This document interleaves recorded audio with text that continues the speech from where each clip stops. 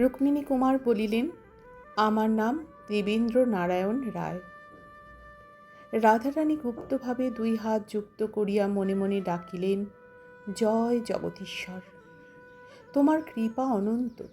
প্রকাশ্যে বলিলেন, রাজা দেবেন্দ্র নারায়ণের নাম শুনিয়াছি।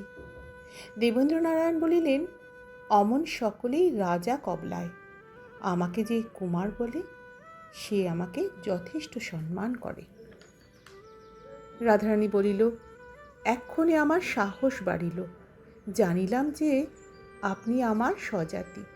এখন স্পর্ধা হইতেছে আজই আপনাকে আমার আতিথ্য স্বীকার করাই। দেবেন্দ্র কহিলেন, সে কথা পরে হবে, রাধারানী কই?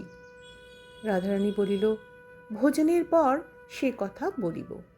দেবেন্দ্র বলিলেন, মনে দুঃখ থাকিলে ভোজনের তৃপ্ত হয় না।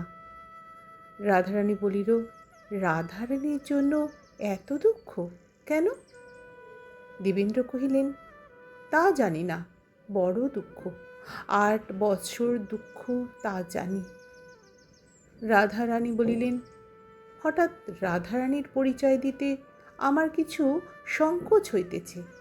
আপনি রাধারানীকে পাইলে কি করিবেন? দেবেন্দ্র কহিলেন, কি আর করিব, একবার দেখিব। রাধারানী কহিল, একবার দেখিবার জন্যই এই 8 বৎসর এত কাতর? দেবেন্দ্র কহিলেন, কত রকমের মানুষ থাকে। রাধারানী বলিল, আচ্ছা, আমি ভোজনের পর আপনাকে আপনার রাধারানী দেখাইব। ওই বড় আয়না দেখিতেছেন, উহার ভিতর দেখাইব, চাক্ষুষ দেখিতে পাইবেন না। দেবেন্দ্র বলিলেন, চাক্ষুষ সাক্ষাতেই বা আপত্তি কি? আমি যে 8 বৎসর কাতর। ভেতরে ভেতরে দুইজনে দুইজনকে বুঝিতেছেন কিনা জানি না, কিন্তু কথাবার্তা এইরূপ হইতে লাগিল। রাধারানী বলিতে লাগিলেন, সে কথাটায় তত বিশ্বাস হয় না।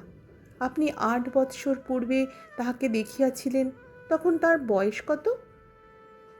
দেবেন্দ্র কহিলেন, এই 11 হইবে। রাধারানী বলল, 11 বৎসরের বালিকার উপর এত অনুরাগ? দেবেন্দ্র বলিলেন, হয় নাকি? রাধারানী কহিল, কখনো শুনি নাই। দেবেন্দ্র বলিলেন, তবে মনে করুন কৌতূহল। রাধারানী বলিল, সে আবার কি? দেবেন্দ্র কহিল, শুধুই দেখিবার ইচ্ছা। তা দেখাইব ওই বড় আয়নার ভিতর, আপনি বাহিরে থাকিবেন। দেবেন্দ্র কহিলেন, কেন, সম্মুখে সাক্ষাতে আপত্তি কি? রাধারানী বলিল, সে কুলের কুলবতী। দেবেন্দ্র কহিলেন, আপনিও তো তাই। রাধারানী বলিল, আমার কিছু বিষয় আছে, নিজে তাহার তত্ত্বাবধান করি, সুতরাং সকলের সম্মুখেই আমাকে বাহির হইতে হয়। আমি কাহারও অধীন নই, সে তার স্বামীর অধীন, স্বামীর অনুমতি ব্যতীত। দেবেন্দ্রনারায়ণ বলিলেন, স্বামী? রাধারানী বলিল, হ্যাঁ। আশ্চর্য হইলেন কেন? দেবেন্দ্র কহিল, বিবাহিতা। রাধারানী বলিল, হিন্দুর মেয়ে, 19 বৎসর বয়স, বিবাহিতা নহে? দেবেন্দ্রনারায়ণ অনেকক্ষণ মাথায় হাত দিয়া রহিলেন। রাধারানী বলিলেন, কেন, আপনি কি তাহাকে বিবাহ করিতে ইচ্ছা করিয়াছিলেন? দেবেন্দ্র কহিল, মানুষ কি না ইচ্ছা করে। রাধারানী বলিল, এইরূপ ইচ্ছা রানীজি জানিতে পারিয়াছেন কি?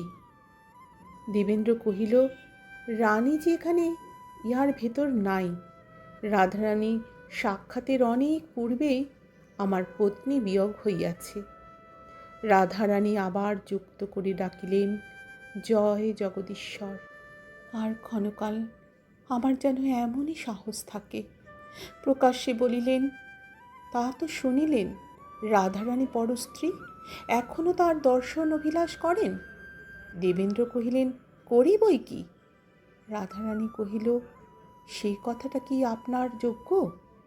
দেবেন্দ্র কহিলেন, রাধারানী আমার সন্ধান করিয়াছিলেন কেন, তাহা এখনও আমার জানা হয় নাই। রাধারানী বলিল, আপনি রাধারানীকে যাহা দিয়াছিলেন তাহা পরিশোধ করিবে বলিয়া আপনি শোধ লইবেন কি? দেবেন্দ্র হাসিয়া বলিলেন, যা দিয়াছি তাহা পাইলে লইতে পারি। রাধারানী বলিলেন, কি কি দিয়াছেন? দেবেন্দ্র কহিল, একখানা নোট। রাধারানী বলিল, এই নিন বলিয়া রাধারানী আঁচল হইতে সেই নোটখানি খুলিয়া দেবেন্দ্র নারায়ণের হাতে দিলেন। দেবেন্দ্র নারায়ণ দেখিলেন তাহার হাতে লেখা রাধারানীর নামে সেই নোট আছে। দেখিয়া বলিলেন, এই নোট কি রাধারানীর স্বামী কখনো দেখিয়াছেন? রাধারানী বলিল, রাধারানী কুমারী। স্বামী কথাটা আপনাকে মিথ্যা বলিয়াছিলাম। দেবেন্দ্র বলিলেন, তা সবই তো শোধ হইল না। রাধারানী বলিল, আর কি বাকি? দেবেন্দ্র কহিল, 2টি টাকা আর কাপড়। রাধারানী বলিল, সব ক্ষণ যদি এখন পরিশোধ হয় তবে আপনি আহার না করিয়া চলিয়া যাইবেন। পাওনা বুঝিয়া পাইলে কোনো মহাজন বসে? ঋণের যে অংশ ভোজনের পর রাধারানী পরিশোধ করিবে।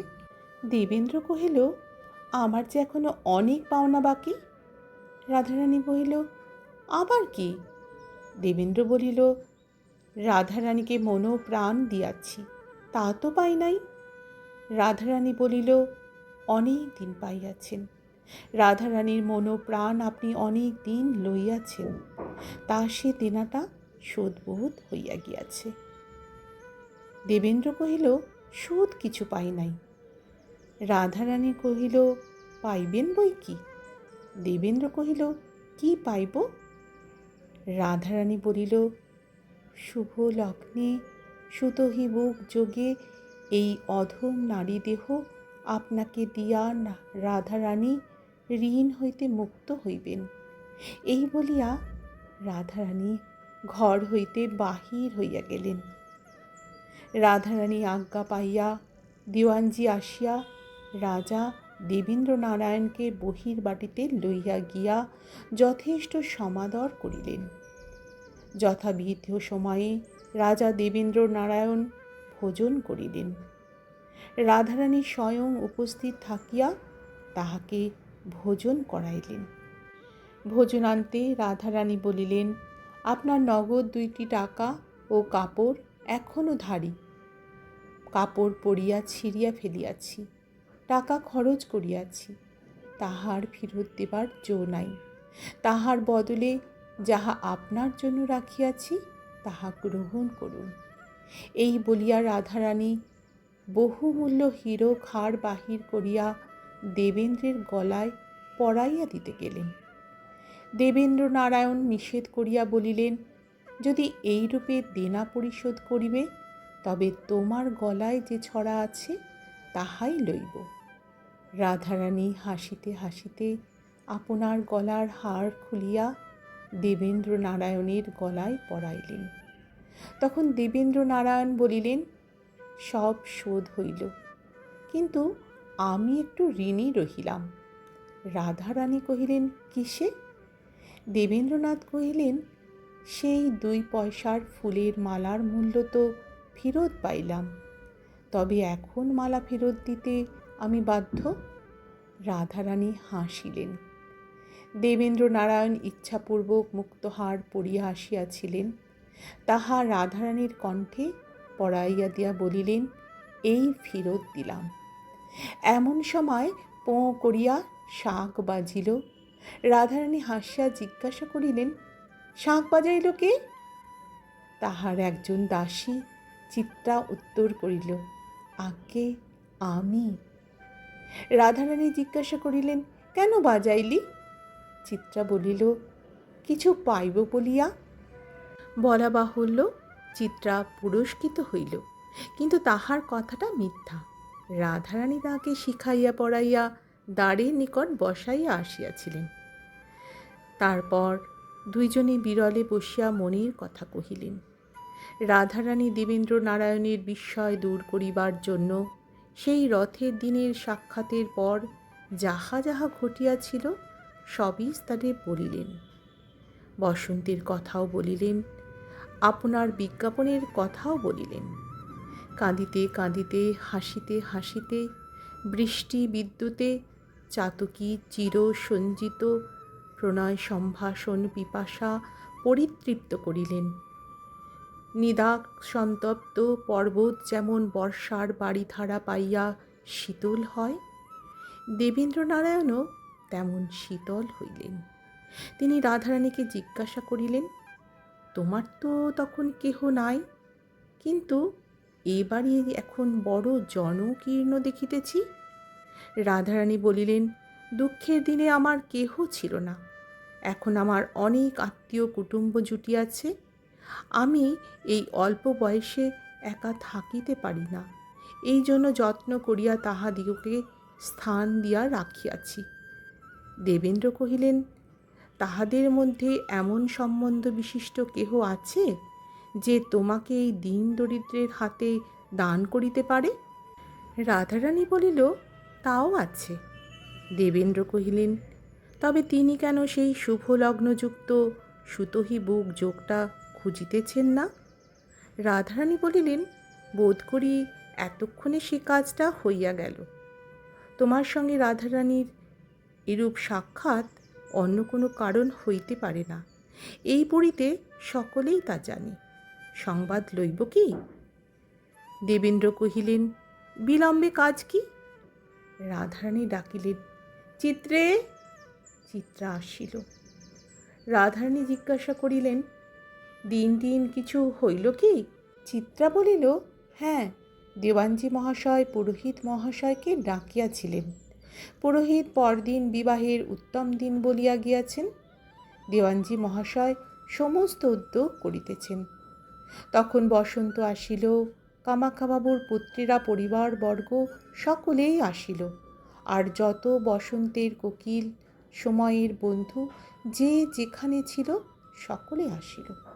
দেবেন্দ্রনারায়ণের বন্ধু ও অনুচরবর্গ সকলেই আসিল। বসন্ত আসিলে রাধারানী বলিলেন, তোমার কি আক্কেল ভাই বসন্ত? বসন্ত বলিল, কি আক্কেল ভাই রাধারানী? রাধারানী বলিল, তুমি যাকে তাকে পত্র দিয়া পাঠাইয়া দাও কেন? বসন্ত বলিল, কেন? লোকটা কি করিয়াছে বলো দেখি। রাধারানী তখন সকলে বলিলেন। বসন্ত বলিল, রাগের কথা তো বটে, সুদ শুদ্ধ দেনা পাওনা বুঝিয়া নেয় এমন মহাজনকে যে বাড়ি চিনাইয়া দেয়, তাহার উপর রাগের কথাই তো বটে। রাধারানী বলিলেন, তাই আজ আমি তোর গলায় দড়ি দিব। এই বলিয়া রাধারানী যে হীরক হার রুক্মিণী কুমারকে পরাইতে গিয়াছিলেন, তাহা আনিয়া বসন্তের গলায় পরাইয়া দিলেন। তারপর শুভ লগ্নে 4 হাত এক করিয়া শুভ বিবাহ সুসম্পন্ন হইল। আজকে আমার এই গল্প পাঠ এখানেই শেষ হলো। সাহিত্য সম্রাট বঙ্কিমচন্দ্র চট্টোপাধ্যায়ের লেখা ছোট উপন্যাস রাধারানী এখানেই শেষ হলো। তোমাদের যদি ভালো লাগে একটি ভালোবাসা রেখে যেও। অসংখ্য ধন্যবাদ।